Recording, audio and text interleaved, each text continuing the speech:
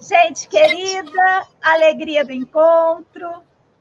Estou aqui nesse ativismo delicado por uma estética da vida viva, hoje, com a alegria do encontro com a professora doutora Nelly Ortega. A Nelly, e vocês não vão acreditar nesse currículo, vou ler 2 currículos da Nelly. Um, que é o currículo, digamos, Lattes. Então, olha o Lattes dessa querida. Professora livre docente em informática médica pela Faculdade de Medicina da Universidade de São Paulo. Doutora e mestre, sabe no quê? Ciências pelo Instituto de Física da Universidade de São Paulo. É bacharel e licenciada em Física lá pela USP. E atualmente é professora visitante e pesquisadora da Faculdade de Medicina da Universidade de São Paulo. Consultora do CNPq e FAPESP e revisora de revistas científicas. Além disso, ela tem experiência na área de saúde coletiva, com ênfase em sistemas diagnósticos e modelagem matemática em saúde, atuando principalmente nos seguintes temas. 2 pontos. Ai, socorro! Teoria dos conjuntos FUSE, epidemiologia e sistemas de apoio à decisão. Ai, nossa, deixa eu até soltar um pouquinho o som dela. Eu ainda perguntei assim para a Nelly, Nelly, está valendo tudo isso? E ela falou assim para mim, tá, só que não diz muito de mim, né? Daquele jeitinho. Aí, olha o que diz mais dela. Vou trazer aqui. Vou trazer pelo livro e por umas anotações que eu fiz à mão aqui. Olha que delícia, gente. Olha essa pessoa que tem esse universo acadêmico e essa composição de existência aqui. Nelly Ortega, nasci sonhadora, diz ela. Criança do movimento que desde pequena sentia necessidades de trabalhar com as mãos. Pinturas, costuras e bordados singelos, aprendidos em uma infância solitária, invenções que supriam uma necessidade. Graduei-me em física e, como professora da USP, conduzi minha vida acadêmica por anos. Entre modelos matemáticos, tornei-me mãe de 3 crianças incríveis. Meus filhos me levaram à pedagogia Waldorf para um forte chamado que me conduziu à formação de professores.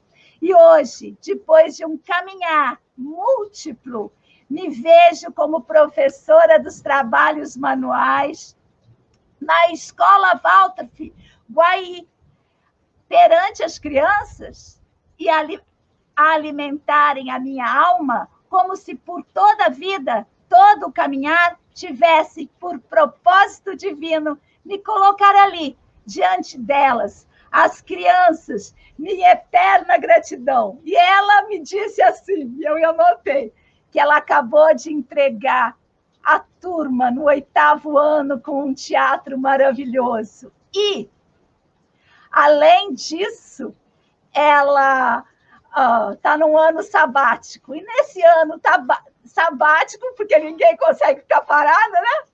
Ela está começando sua nova carreira como professora formadora de professores Waldorf no seminário Waldorf Viver, lá em Embu das Artes. Minha querida, deixa eu soltar o seu áudio para você falar oi para todo mundo e nos alegrar.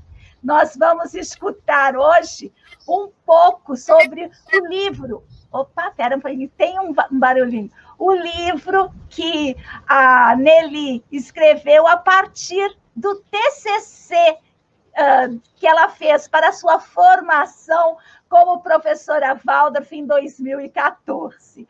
Vamos lá, então, Nelly? Boa tarde. Nossa, Nina, fica tudo tão chique te ouvindo falar assim. chique, especial demais. Muito interessante, né? Assim, eu acho que a gente, quando segue uma carreira acadêmica, né? Assim, na verdade, o que te coloca numa carreira acadêmica é a curiosidade, né? E numa carreira, então, ainda pelo viés da física, eu acho que é uma curiosidade muito grande pelo mundo, né? Então, quando eu fui fazer o seminário, né? Eu fui como mãe. Às vezes eu ouço algumas mães falando assim, eu vou fazer o seminário, mas só como mãe. Eu falei assim, porque eu fui só como mãe, eu não tinha nenhum interesse. E eu estava com 3 filhos na escola Waldorf, tinha um encantamento, né, com a pedagogia, principalmente a parte da matemática, a questão dos trabalhos manuais. E aí eu fui como mãe, né, fiz lá no sítio de Jaguariúna, né, com o professor Peta, e o próprio lugar era assim, para mim era um retiro espiritual fazer aquele curso, né? E retiro quando chegou na com cabras e ovelhas, javali. É maravilhoso aquilo. Toda vez que eu vou no sítio, no sábado agora ver o teatro deles lá. Toda vez que eu vou no sítio, eu me sinto assim, eu volto no tempo, tenho muita gratidão por aquele lugar. E quando chegou na época do TCC, eu fiquei assim, eu tinha um interesse pela matemática, tinha interesse pelos trabalhos manuais.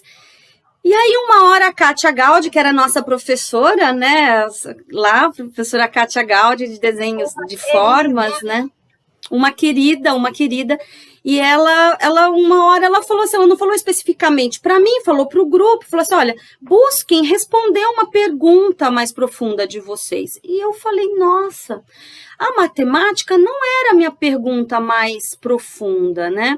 Eu adoro matemática, dentro da pedagogia Waldorf é um escândalo de linda. A matemática já é linda por si só, mas dentro da pedagogia ela ainda fica com colorido, né? Exatamente. E aí eu falei, não, a minha pergunta profunda era nos trabalhos manuais. E aí a gente tem aquele, né, uma vez pesquisador toda a vida, né? Tudo que você olha no mundo vira uma pergunta, né? E aí você pensa como responder essa pergunta. E uma das coisas que eu primeiro sofri foi a ausência de material. Tinha muito pouco livro para a gente ler. E o próprio Steiner, ele não tem assim um GA de trabalhos manuais. Então, aí você fala, nossa, sofri horrores, e principalmente em português, né? Então, você li coisas em espanhol, li em inglês, mas em português tinha muito pouca coisa. E na época, inclusive, eu nem conhecia o livro da Ana Cairelli e da Lucinha, que é esse livro aqui, eu não sei se vocês conhecem, né?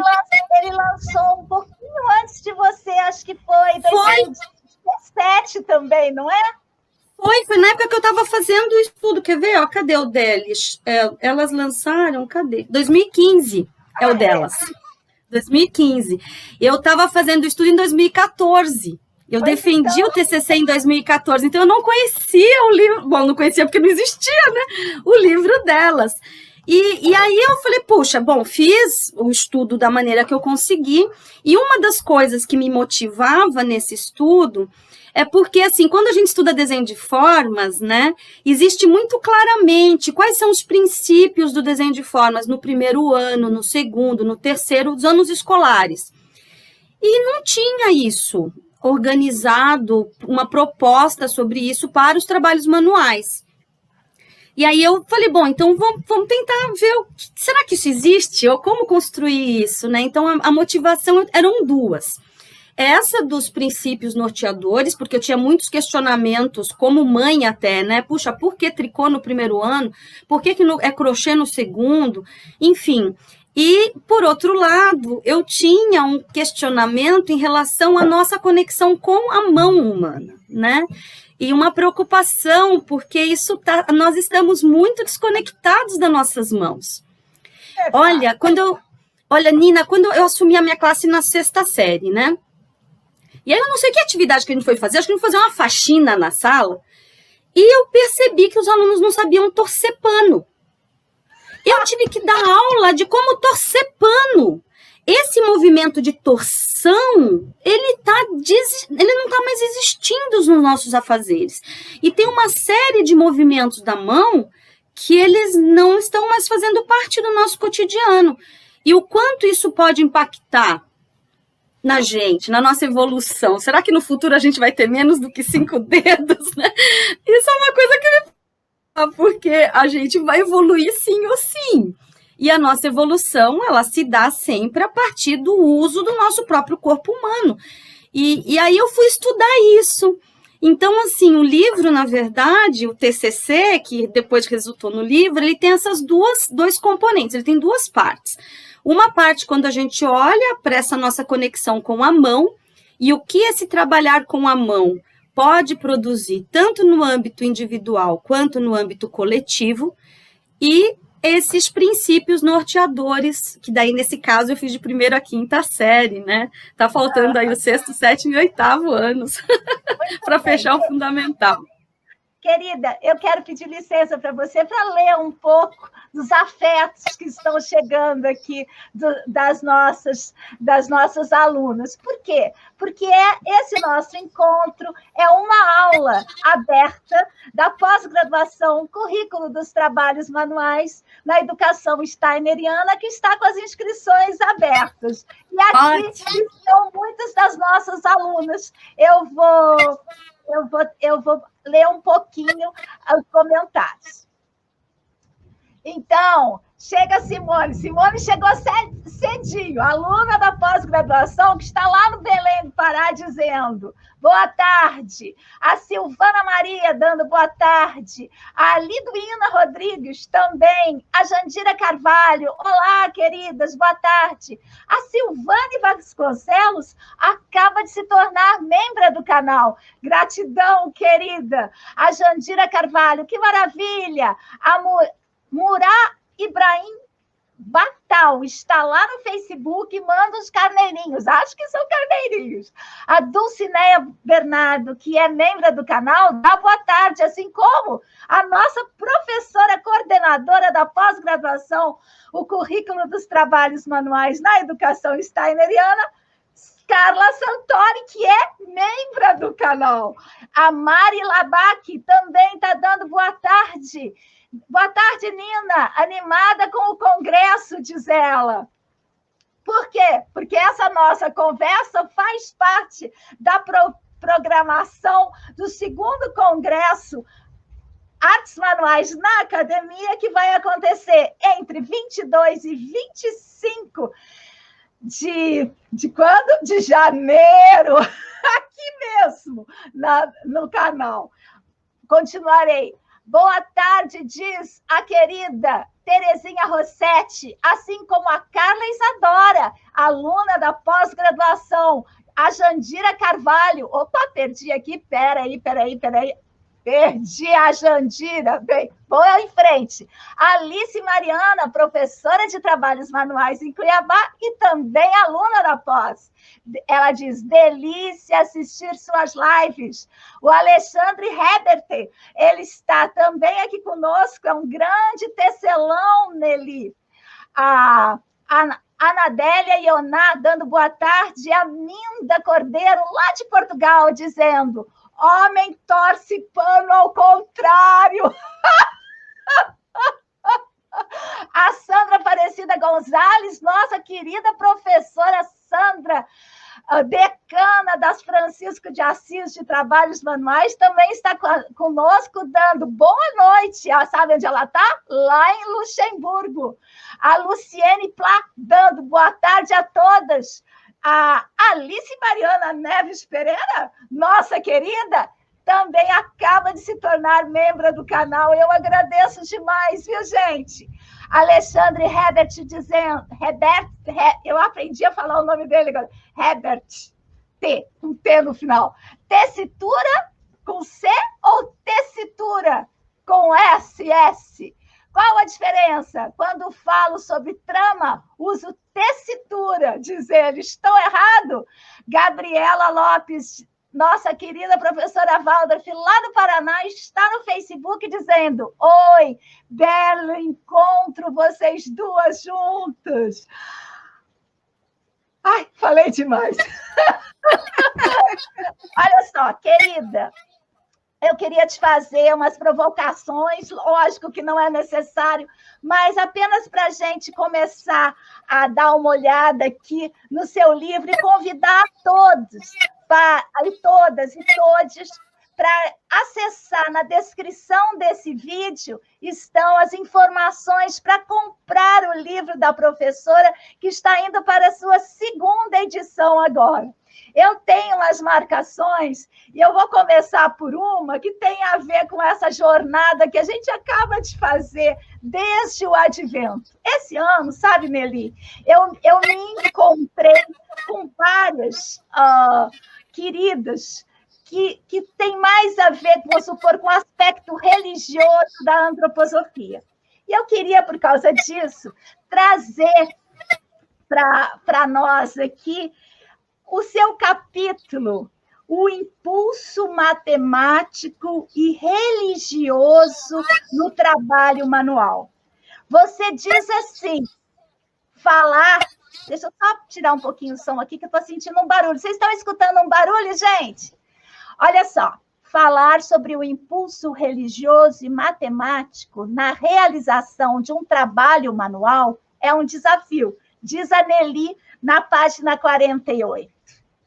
Uma vez que este impulso é mais facilmente percebido pela intuição, na vivência do fazer, que no aspecto cognitivo. Falamos aqui, e eu queria trazer isso e abrir para a professora falar conosco, falamos aqui de impulso religioso no sentido próprio da palavra de religação do ser humano com o divino, e não nos referimos a qualquer opção dogmática e ou ritualística.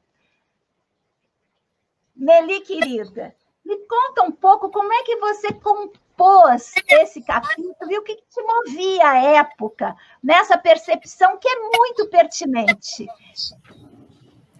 Esse foi a parte mais difícil de escrever e de estudar. E eu quis abrir fazendo essa observação, porque quem aqui é professor Waldorf sabe, né? A gente tem dentro do currículo Waldorf sempre a religiosidade. E muitas vezes a gente investe um tempo razoável explicando para as famílias que quando a gente fala de ensino religioso dentro da pedagogia Waldorf, a gente não está falando de uma doutrina específica, ou as pessoas ainda confundem, né? Porque como dentro do currículo Waldorf a gente tem os estudos das mitologias, e dentro desse estudo, no terceiro ano Waldorf, a gente estuda o Antigo Testamento, isso fica uma confusão, né? E aí eu falei, puxa, essa foi uma das perguntas motivadoras do meu estudo, Nina. Essa necessidade que eu tinha desde criança em movimentar as minhas mãos, e eu não tinha, porque normalmente quando você pega alguém assim que é crocheteira, tricoteira, né, em geral existe uma associação entre esse ato de crochetar, tricotar, costurar, bordar, com uma memória afetiva familiar, né? Então, aprendi com a minha avó, a minha mãe fazia, e eu não tive isso. Assim, a minha mãe não tricota, a minha mãe costura. E eu via, claro, a minha mãe costurando, mas era uma necessidade econômica. Ela tinha que resolver o problema de não ter dinheiro e não conseguir comprar roupa, que era diferente. Mas eu tinha essa necessidade de mexer com as minhas mãos. E isso, num certo momento, adormeceu um pouco lá pelo ensino médio e na faculdade, mas quando eu me vi dentro da carreira acadêmica, essa necessidade foi pulsante. Ai, que lindo! Ao ponto de, eu não dormia sem fazer pelo menos um pouquinho de crochê, era assim um ritual. Tem gente que não dorme sem fazer a prece, eu não dormia, estava no pacote, fazer crochê, ler uma poesia, fazer a prece, dormir. Eu poderia até não ler a poesia, mas eu não dormia sem ter mexido com as minhas mãos. E eu fui percebendo isso bem antes, inclusive, de ser mãe Waldorf, né? Eu fui, até de ser mãe, inclusive, né? Eu fui percebendo, era uma percepção minha apenas, né? Que quando eu trabalhava com as mãos, ainda mais assim, eu tinha uma carreira, o meu trabalho, ele era absolutamente cognitivo. Então, da hora que eu acordava até da hora que eu ia dormir, assim, o meu trabalho era pura cognição. E quando eu trabalhava com as mãos, era como se eu descarregasse. É difícil falar, porque é muito vivencial. E aí depois, quando eu fui estudar e começar a conversar então mais com pessoas que fazem artesanato, ou pessoas que tricotam, que crochetam, eu via que isso vinha de uma maneira muito viva nessas pessoas também. Que você vai para um lugar interno teu, quando você faz o trabalho manual, que ele é um acesso por um caminho muito religioso, eu não consigo dizer outra palavra, assim, é um lugar muito bonito dentro de você, que no meu caso, pelo menos, eu só acessava via trabalhos manuais. E você fala assim, tem uma parte do livro que eu falo também, ele é um pouco meditativo. E aí tem, nossa, né, assim, porque quando você faz, por exemplo, o tricô ou o crochê, quer dizer, quando você entra nessa repetição, né, eu tive um aluninho uma vez que ele na aula, ele toda vez que chegava, depois que eles já adquirem a técnica, né, que aí eles começam a curtir um pouco mais o processo do fazer manual, um aluninho de primeiro aninho, ele ficava assim quase em sonho, né? Aí um dia ele chegou para mim e falou assim, professora, assim para a classe, né, ele falou, professora, isso de fazer tricô é tão bom, né? Dá até um soninho. Ai, que delícia! É um presente uma coisa dessa. Então, assim, quando eu fui abordar esse aspecto, esse lado religioso, essa ligação mesmo, que de verdade eu acho que só quem faz trabalhos manuais consegue entender o que eu estou falando. Todas as pessoas que eu conversei que fazem trabalhos manuais, quando eu falava desse aspecto, a pessoa se reconhecia nisso. Ela sabia do que eu estava falando, mas é muito difícil você trazer embasamento teórico para isso. Tanto que eu fui buscar um caminho pelo Norbert Glass, que assim, ele vai falar da mão, da estrutura da mão, dessa ligação do pentágono, enfim. Esse mesmo. Né, o livro do Norbert Glass, As Mãos Revelam o Ser Humano, né, gente? Risca o homem e escreve ser humano. Muito bem. Olha só, mas eu queria trazer também para você, eu fiquei pensando muito nisso, né? Como a gente foi para o mesmo lugar, mas por caminhos diferentes. Tem uma palestra do Cal Koenig, que ele fala que o tato dá o sentimento do divino. E ali, quando a gente está na pós-graduação Artes Manuais para Terapias, a gente começa por essa potência corporal do tato. A gente vai para as mãos também, trabalha também um outro autor que a professora traz em seu TCC, é o Wilson, né, com esse livro básico. Então, de qualquer maneira, tem aqui, nessa percepção das mãos, do tato, um sentimento, digamos assim, de divino, que você aponta muito claramente, fazendo um caminho, digamos assim, um pouco mais simbólico, né? Que é o caminho do Norbert Glass. Muito bem. Querida, deixa eu ler um pouquinho de comentário e já passo a palavra para você também. Então, o Alexandre fala, tessitura ou tessitura, 2 S ou C. Olha, é com C, o nosso do tear. E com 2 S é alguma coisa da música. Você sabe, Nelly? É da música, né? Muito bem. Sim. A Gabi... já tinha lido. A Fátima Valadares está dando boa tarde. O Alexandre está animado, diz que vai comprar o livro. A Mônica Stefanski, também professora da pós-graduação, Currículo dos Trabalhos Manuais da Educação Steineriana, está aqui, né? E dando boa tarde para a gente. E a Lilian Maria Jimenez está dizendo, olá, Nina, informes para el Congresso poderia enviar-me para o correio? Peraí, eu vou, enquanto você estiver falando, eu copio o seu correio e mando sim. Muito bem, se a Luciana Aguilar estiver aí, você copia, tá, Lu? Ela está no Facebook. Querida Nelly, eu queria avançar no seu livro mais um pouco.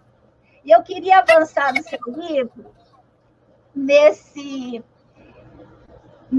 capítulo que também é muito próximo da... Nelly, você vai ter que ser nossa professora agora que você deixou, que você está no ano sabático e começará a trabalhar com adultos, você vai ter que ser nossa professora na próxima edição, turma 4, da pós-graduação Artes Manuais para Educação, porque você navega muito perto de nós. Você já foi nossa parecerista, né?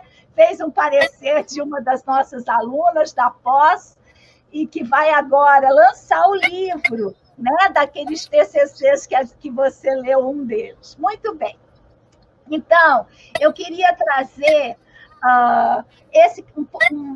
um pouquinho desse capítulo, que é o trabalho manual como atividade equilibradora entre o pensar e o fazer. A Nelly já começa com uma citação de Steiner linda, escolhida com muita delicadeza. As mãos são os olhos do sistema rítmico. Acho isso de uma potência. E aí, você traz uma coisa que eu acho assim para as nossas alunas, porque aqui, junto conosco hoje, nós temos alunos da pós-graduação Artes Manuais para Educação, nós temos alunas já especialistas, já formadas e em formação também, e também temos da pós-graduação Artes Manuais para Terapias e as alunas do currículo dos trabalhos manuais. Mas tem uma coisa que eu insisto muito, que você traz aqui com muita precisão, que é a questão do gesto. E você diz assim, sobre a potência do gesto do professor na frente do aluno, não é? E você está dizendo assim, segundo Glass, a trimembração do ser humano, pensar, sentir e querer, também está representada nas mãos reveladas pelo gesto. Você traz, né, toda essa organização que ele traz nas mãos, e esse símbolo de ter uma estrela. Conta um pouco mais para a gente desse caminho que você enveredou pelo simbólico. Então, na verdade, não chegou nem a ser uma escolha esse caminho, porque foi o único que eu encontrei na época. Tá sendo muito franca, né? Parece tão bonito falando assim, mas assim, eu queria, assim, quando eu escolhi fazer o livro, o TCC, na verdade, que depois virou o livro, eu tinha muito claro quais eram as perguntas que eu tinha, por conta da minha vivência. E eu fui caçar um caminho para responder essas perguntas. Então, assim, foi o que eu tinha te falado antes. O caminho do Glass, ele foi o caminho que se colocou. Porque quando você lê o livro do William, o The Hands, ele fala... Bom, é um livro maravilhoso, mas não tem também tanto embasamento. Ele, assim, do ponto de vista científico-acadêmico, vamos dizer assim, né? E a gente não pode esquecer que eu era uma acadêmica. Então, eu buscava, assim, essa tudo que você fala, eu falo assim, nossa, mas aonde que eu embaso isso? Porque eu tinha muito os meus feelings, né? Mas eu não queria, era um TCC também, né? Quando você está fazendo um livro, você pode escrever, falar o que você quiser. Mas quando você está fazendo um trabalho de conclusão, você tem que embasar o que você está falando. Então, eu tinha essa vivência, essa questão equilibradora, Nina... eu até recentemente dei uma live para Cecília Bona e eu comecei falando isso para ela. Eu falei assim, puxa, esse tempo de pandemia que a gente está vivendo deveria ser quase que obrigatório todo ser humano fazer um trabalho manual. Porque a gente está vivendo uma situação onde nós estamos todos assim... Eu não sei se a gente já teve a oportunidade de ter vivido isso antes na humanidade. Que essa vivência do tempo é flutuante, né? O tempo é uma invenção humana, que a gente usa a biologia corpórea para dizer que ele existe, né? Mas, assim, o cachorro, ele não faz aniversário, né? A gente que comemora o aniversário dele, porque a gente sabe quando ele nasceu, né? Então, assim, a gente está vivendo uma situação do tempo nessa pandemia que é como se ele tivesse meio em suspenso, ele não está muito concretizável. E o trabalho manual, ele inclusive é uma maneira de materializar o tempo e de perpetuar, de uma certa forma, esse tempo também, né? Difícil alguém que não tem em casa aí um crochêzinho da avó, né? Um bordadinho da tataravó, às vezes, né? E quando você faz o trabalho manual, nesse momento de pandemia, ele é uma maneira de concretizar melhor esse tempo e trazer mais saúde para essa nossa conexão com as nossas relações. Então, assim, isso fazendo um parênteses para a pandemia agora.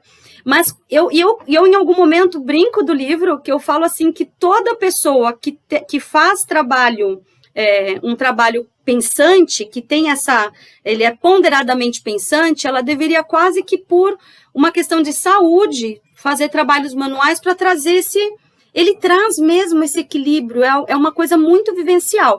A escolha do caminho simbólico, porque realmente foi o único que eu encontrei. E é um caminho, né? Então, diante de quem não tinha nenhum, era um. Se você tiver outros caminhos, eu vou adorar descobrir sobre eles, né? Mas eu posso fazer um desafio, né? De você fazer um pós-doc com essa temática. A gente precisa de mais de gente produzindo conhecimento nesse lugar. Nós trabalhamos em nossas pós-graduações, nós trabalhamos com a figura que, na minha tese, eu trouxe como uma metodologia, que é a do duplo têxtil, que traduz exatamente esse seu sentimento. Né? Antes, eu estava na academia, mas antes de dormir eu fazia um crochê. O duplo têxtil, né? É assim, tudo o que você faz, enquanto escrita, enquanto pesquisa, tem uma correspondência em alguma manualidade. Né? Eu, por exemplo, na pós-graduação, no meu doutorado, eu como tratava com políticas de narratividade desse corpo que faz, né? A cada artigo eu escrevia como tecelagem, como bordado, como feltragem, que é justamente essa necessidade de composição, como tem aqui no seu capítulo, né? Entre o pensar e o fazer, que é esse entremeio, né? Esse lugar do meio onde a gente habita que a gente não trata de trabalhos manuais, sabe, Nelly? Nós tratamos, não na pós-graduação do currículo, mas nas demais a gente trata com artes manuais e ainda coloca um hífen. E esse hífen é justamente o fator de ligação entre essas potências do fazer, do pensar, através do sentir. Muito bem. Ai, gente, eu vou dar um pouco de comentários. Muito bem. Então, o Alexandre está falando assim, eu sempre tive a sensação que quando teço, também oro, medito. Ai, que bom. Alice Mariana, membro do canal, falando, estou aqui perpetuando o tempo, ouvindo vocês e fazendo macramê. Ah, que delícia. Muito bem. Querida, eu queria fazer minha última provocação para te deixar também depois falar aquilo que você acha que é potente e você traz um encerramento, né? Nina, já que você estava olha o que a Olivia acabou de colocar no seu chat aí. Olha que coisa maravilhosa. Olivia, aluna da pós, especialista em artes manuais para educação, vai estar lindamente no congresso lançando a coleção Artes Manuais para Educação da turma 2. Olha só, sobre o tempo, diz a Olivia, desde São João del Rei. Ontem estava começando um crochê e as crianças brincando na rua. Quando chamei meu filho para entrar, ele viu o quanto tinha crochetado e disse, aspas, olha, mãe, isto é igual a uma ampulheta. Que delícia! Muito bem. Olha, a Rosemary de Oliveira, professora Waldorf da Paineira Escola Waldorf, aqui de Juiz de Fora, está dizendo: eu aqui bordando o selo de Júpiter. Que beleza! Muito bem. Vou fazer a última provocação, então. Opa, perdi. Espera aí. Aqui. Você diz, na página 90, quando você vai, né, alinhavando pensamentos, e lá você faz uma afirmação categórica, você diz: não tenho dúvidas. E já é forte isso. Ao afirmar que o despertar da consciência acerca das próprias mãos é bastante importante a todo aquele que pretende trabalhar com elas ou ensinar crianças sobre o fazer de qualquer manualidade. E você está se referindo a isso porque você começa o livro justamente propondo que o estudo desse livro é com a gente dentro, com as nossas mãos dentro, que é outra metodologia, digamos assim, das nossas pós-graduações. Fala um pouquinho, que quanto mais eu te leio, mais eu converso com você, mais eu acho que você agora tem que vir para o nosso lado. Olha, Nina, isso foi um presente de vida que eu ganhei da Kátia Gaudi. Porque a Kátia, ela era orientadora dos trabalhos, né? E eu tinha tantas perguntas e tão pouco material e tão sem saber para onde ir, assim. E ela virou para mim e ela falou assim: o quanto você conhece as suas mãos? Eu deixo essa pergunta para todos os nossos tecelões aqui, né? E eu falei, porque eu tenho todo mundo que faz trabalho manual certamente tem uma conexão forte com a mão. E essa conexão, ela não se dá só quando a gente está fazendo trabalho manual.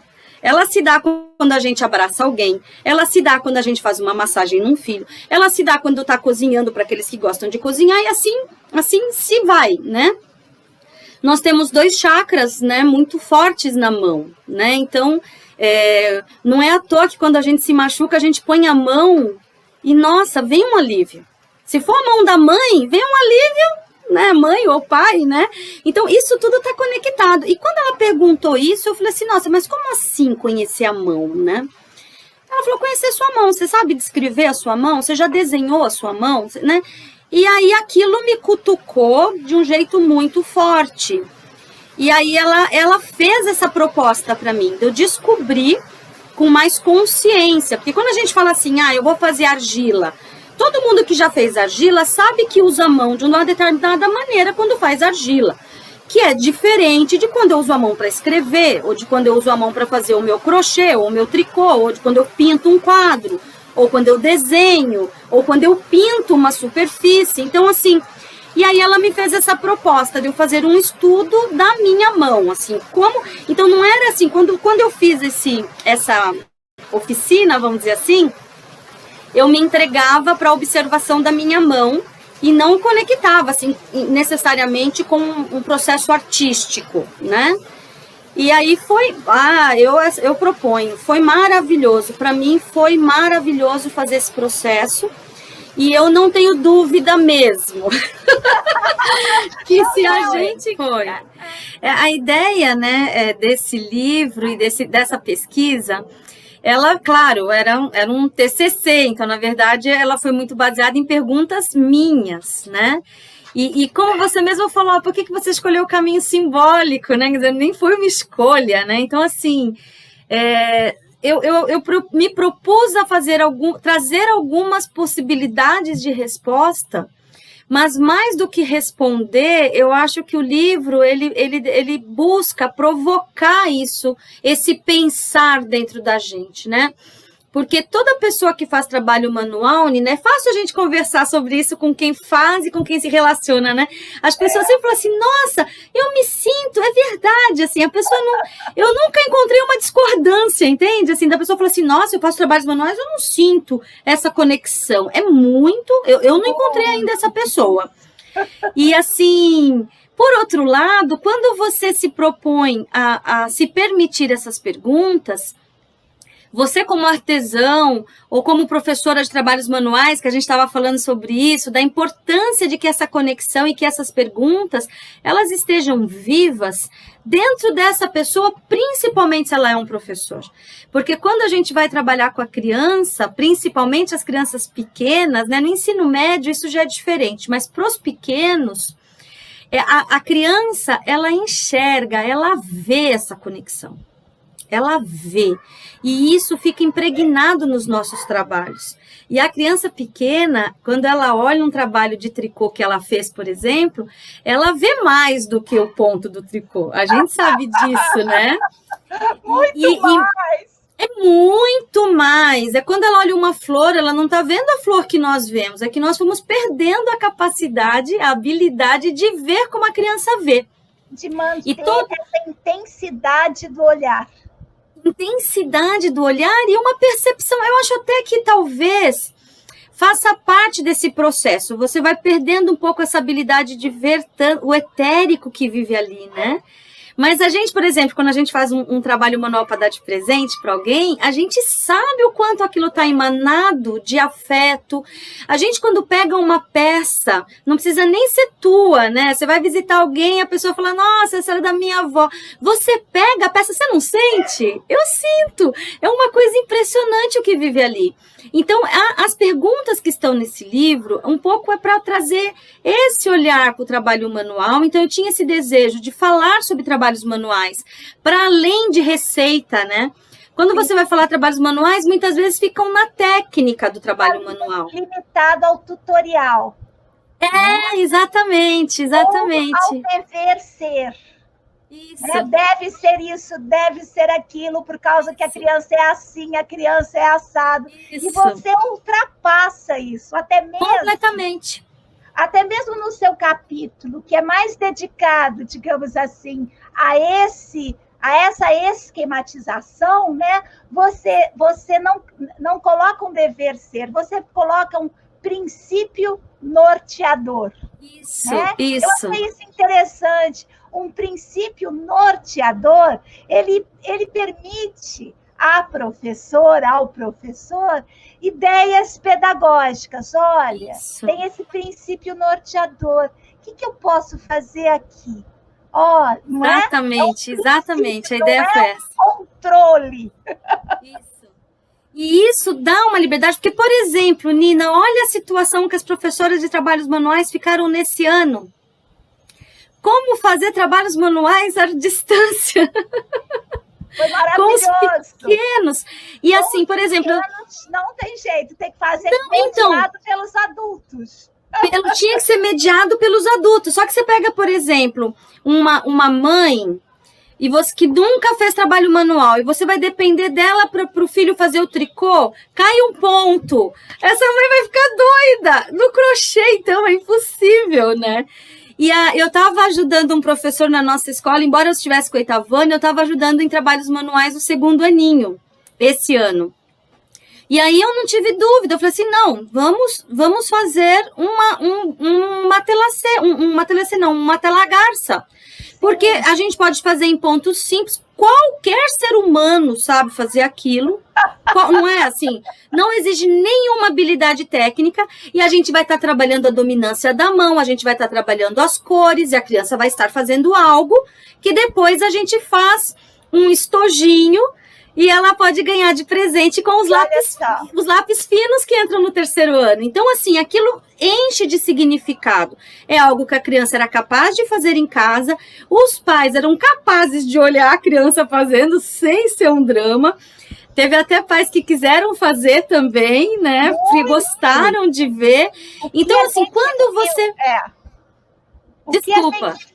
O que a gente viu de, digamos, produção de vida junto à disciplina de trabalhos manuais online foi impressionante. Foi impressionante. Por quê? Porque as professoras, inclusive a materialidade, algumas escolas, algumas salas nas escolas, algumas classes, as professoras faziam kit. e aquele kit chegava. E quando aquele kit chegava, trazia um afeto junto. A materialidade num mundo digital como esse foi muito importante. Eu achei uma lástima que algumas escolas, equivocadamente, deixaram de fazer os trabalhos manuais durante a pandemia. Eu achei um engano, né? Claro, muita gente às vezes não tem no quadro uma pessoa que realmente desse conta, mas quem deu conta teve resultados maravilhosos. Eu vou por aí, viu, Nina? Assim, quem deu conta, porque não era fácil. E depende do ano. Então, eu vou te dizer, por exemplo, eu que estava com o 8º ano, quando nós começamos a costurar máquina, veio a pandemia. Não tem como fazer costura máquina em casa, às vezes as pessoas nem têm a máquina, né? Mas dava, assim, isso que eu quero dizer, assim, você dentro dessa batalha que foi para cada professor, se você sabe quais são esses princípios norteadores, sabe, não é sabe, porque como eu disse, também eu trago uma proposta, isso não é uma verdade absoluta em nada, né? Mas se tu tá dentro dessa discussão, se você tá se permitindo essas perguntas, você vai ter mais ideias do que fazer diante das dificuldades que se apresentam, porque nós tivemos que lidar com uma dificuldade nesse ano passado que ninguém podia imaginar, né? Na máxima criatividade, não podia imaginar que a gente ia viver o que viveu, né? Como professores, né? Então, o livro ele é aberto nesse sentido, ele é um convite, na verdade, é um convite para que mesmo você, que seja alguém que trabalhe com as mãos, e não precisa ser só o trabalho com fio, né? Sei lá, eu sou um marceneiro, eu sou um carpinteiro, eu sou um escultor, tudo que você trabalha com as mãos, essa conexão está possível. Então, que você possa se... Por exemplo, uma coisa que às vezes eu pergunto para as pessoas, falo assim, você agradece as suas mãos? Você fez um trabalho, você agradece a elas? Né? A gente não tem esse nível de gratidão com as nossas mãos muitas vezes, né? Eu acho que esse convite vai um pouco por aí. Muito bem. Querida, então, olha só.